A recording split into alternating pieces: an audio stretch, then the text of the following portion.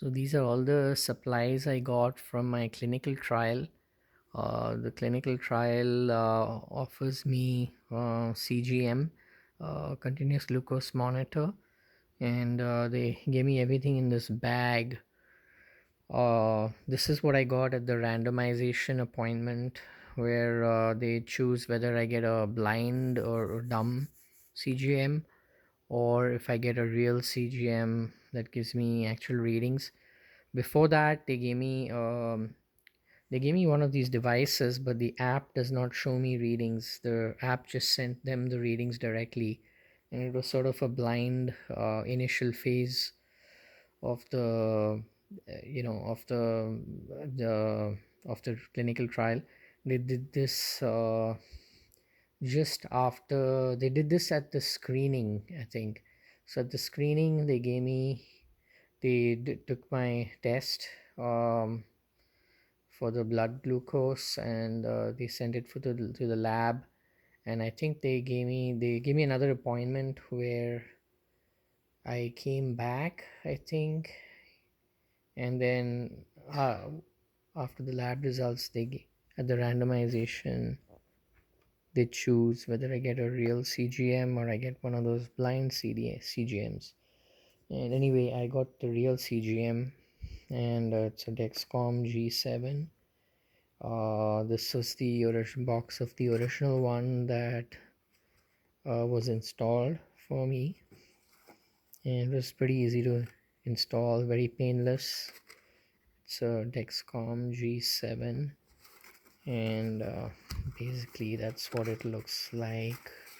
This is probably the instructions, and then it comes in a device like this.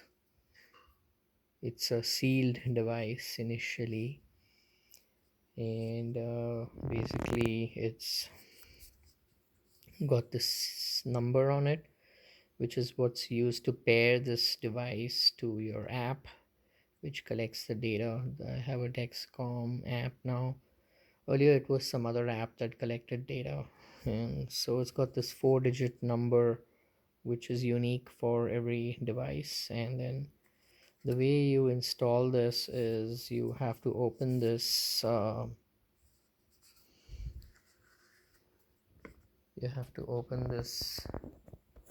device, this cap, when you're ready to install. When you open it, that's what it looks like. There's actually a device in here which is no longer here, but there's a device initially here. And what happens is you have to prep your area, usually in the arm area where you want to install the device. You use like these alcohol prep pads to clean the area, and then make sure it's clean. And then once it's clean, you press it against your skin, and then you press this button on the side, which releases the device, and it sort of um, presses against your skin. And there's a small needle in there which goes into your skin, but it's a very small needle, and it's not painful at all. I think maybe this is where the needle initially is. Basically the needle initially is in here. So once you install uh, the device on your arm, you secure it with this tape that goes around the device. And then it takes about 30 minutes, at least it says. The device says it takes 30 minutes to cool or to heating up or something. And then once it's ready, you start getting readings on your app, which kind of looks it the device itself lasts for 14 days, and sorry, 10 days in this case.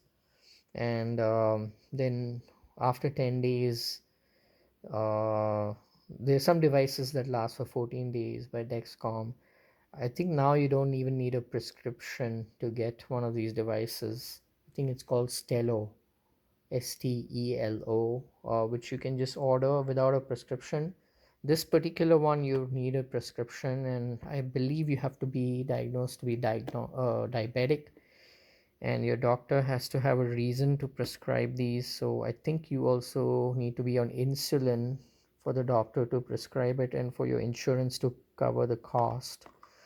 If not, then you can order this over the counter version of this device. It's by the same company, I think Dexcom, and it makes this device called Stelo. This one is a G7, which is the G7 is the model. It's a smaller version of previous models. That's what it looks like. The reading on the or the you know the CGM on your app. Now it's saying high because the device has expired. It's beyond its 10 days. Uh, Occasionally, you do get back a reading. It's around the grace period. I think it gives you a 12-hour grace period beyond 10 days. But after that, you have to replace the sensor with this is the option to replace it. And otherwise, if you look at it in the connections area of the app, it shows that the sensor has expired, and I'm in the grace period now, and I have 3 hours and 50 minutes left to replace the sensor while it's in its grace period. And that's pretty much it. I got a supply of 12 of these, which will last me each for 10 days, so that's 120-day supply of these sensors. And in case these stop working, I've also been given this other way of measuring my blood glucose using this blood glucose monitor. This one requires you to prick yourself in the finger, ooze out a few drops or maybe one drop of blood and put it on the test strip here, and then the test strip goes into this meter which gives you a reading. But this isn't a continuous reading, this is a spot reading whenever you take that um, that drop of blood. These are the lancets used in the machine to prick yourself, and once you prick yourself, you put that drop of blood on the test strip, and then you insert the test strip in this glucose meter. It says over here it's a 98.7% accuracy. But anyway, they give me this as a backup in case for some reason the sensors don't work, the CGMs don't work. This is what the box looks like. This is what the sensor looks like. It's just pretty small, at least smaller than the earlier models. This is the I don't know what other information about the sensor. This is the lot number, reference number. This is some kind of a serial number. This is information about the company in San Diego. And yeah, that's pretty much what I got for my clinical trial. They also gave me these alcohol prep pads. That's useful for cleaning the area before installing these sensors. And then I had an appointment for follow-ups. These are my blood reports that they gave me a copy of because I requested a copy on my initial visit. So that's pretty much, and they gave me this everything in this bag which I got home with me. And so that's pretty much it about the clinical trial related to the CGM. The CGM has been very useful to show me what kinds of foods raise my blood sugar, how quickly they are raised blood sugar. So if I eat rice or something heavy in carbs, it raises my blood sugar right away. It takes about an hour at least for the blood sugar to start rising, and then also shows me how quickly it comes back down in the form of a graph. So that's very useful to know. and it also shows me what kinds of exercises affect my blood glucose, how quickly that it comes down. Basically, it's a continuous glucose monitor. So, whatever activity I do, it'll show me the effect on my blood glucose. This monitor doesn't really give me an HbA1c reading. For that, I have to go and do a blood test. Um, but an HbA1c reading is something that's sort of an aggregate reading over several months, maybe 3 months. So there is a conversion chart you can find on the internet somewhere, which shows you what is the conversion between HbA1c and a blood glucose level over a period of time. And basically, but what it does, this app does to show me is what has been my 14-day glucose summary, like an average glucose. It shows me how often it has been in range. And HbA1c, I think what's considered to be in range is anything before 5.7, I think, is considered in range, and that's a percentage. So 5.7 means 5.7% of your blood is sugar, I guess. I'm not sure how they measure that, but 5.7 is a percent, and 5.7 is considered normal for HbA1c. Anything above that is considered pre-diabetic or diabetic. I'm not sure what, but mine is really high. And also, the app comes pre-configured to tell you what is considered in range and out of range. So the way the default is, anything above 250 is considered high and out of range. And when my blood sugar goes above 250, I get a audible alarm on my phone that beeps twice or something, and it's pretty loud.